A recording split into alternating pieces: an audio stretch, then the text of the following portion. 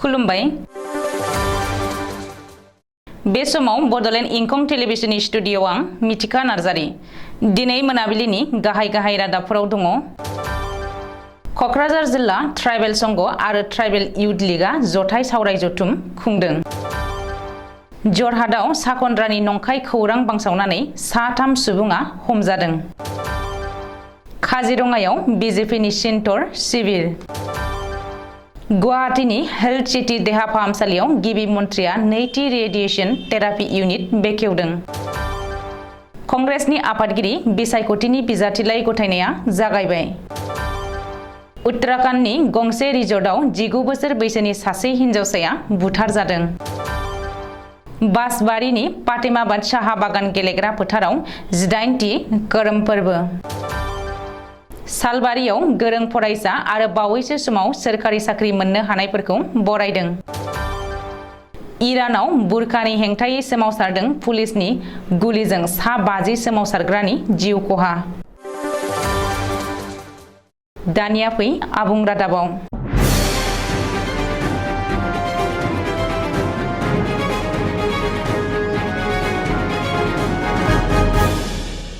क'क्राझार जिल्ला ट्राइबेल संघ आरो क'क्राझार जिल्ला अल आसाम ट्राइबेल युथ लीगआ क'क्राझाराव जथाय सावराय जथुम खुंदों।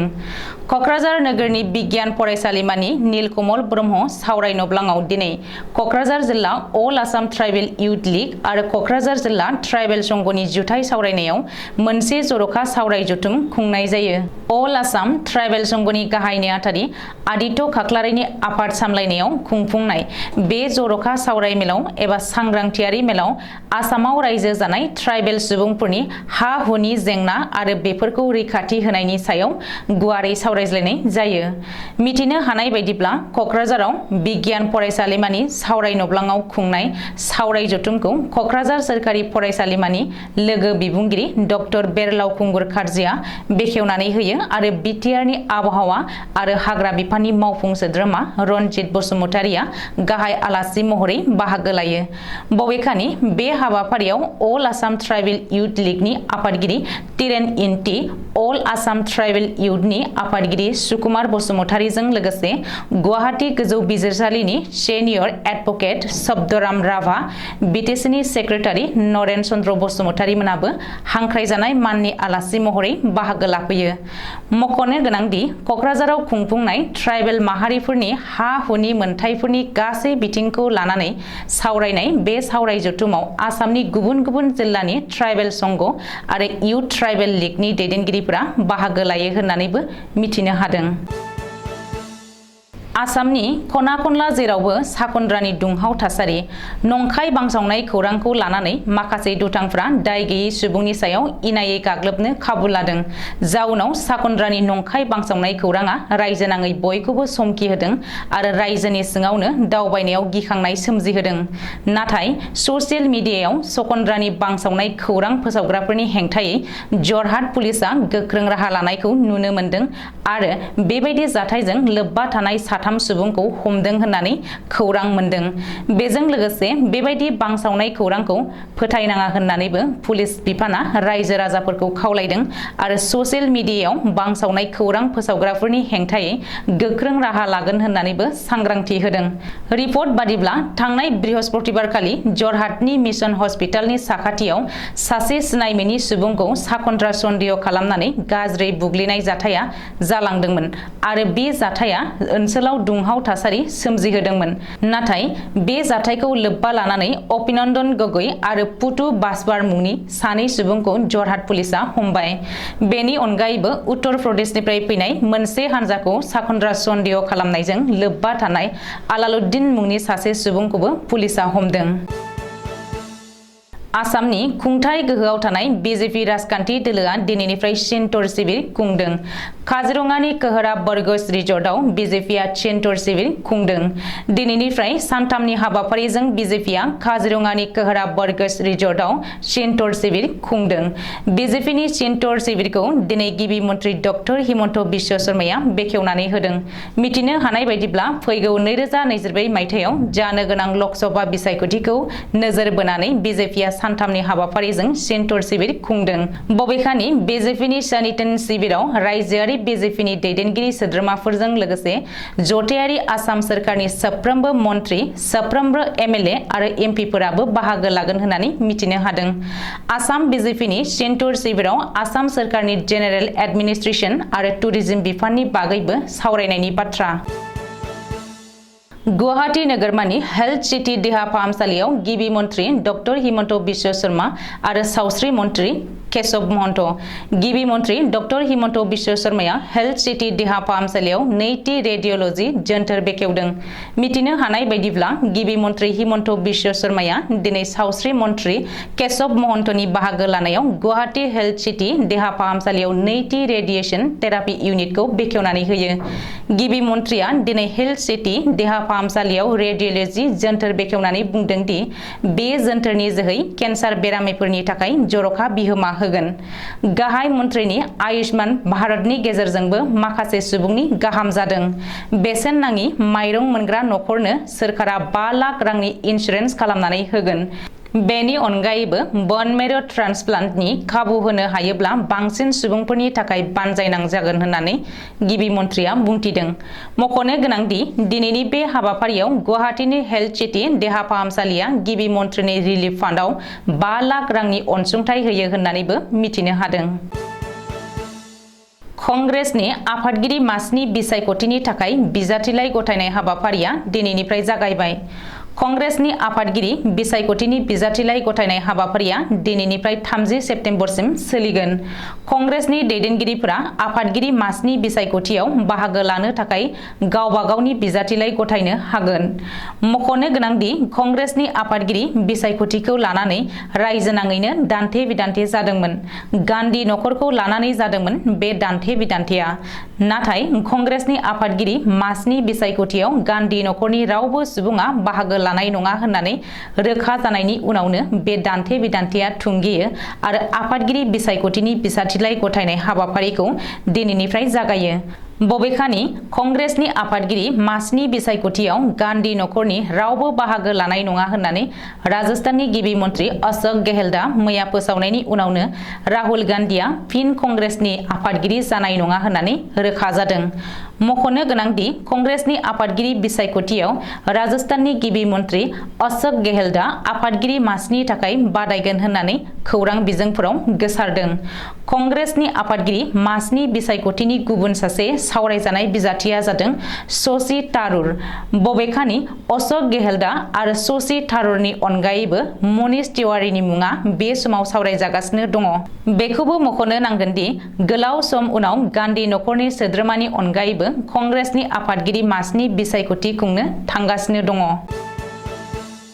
उत्तराखंडनि खोला बाहागो ऋषिकेशआव लक्ष्मण झाला ओनसोलनि गंसे रिजर्टआव रिजर्टनि मालिक एबा बिगोमायानो 19 बोसोर बैसोनि अंकिता भान्डारी मुंनि सासे रिसेप्शनिस्टखौ साखाथिनि दै बोहैनाय दंग' नालायाव नारसोमनानै बुथारदों।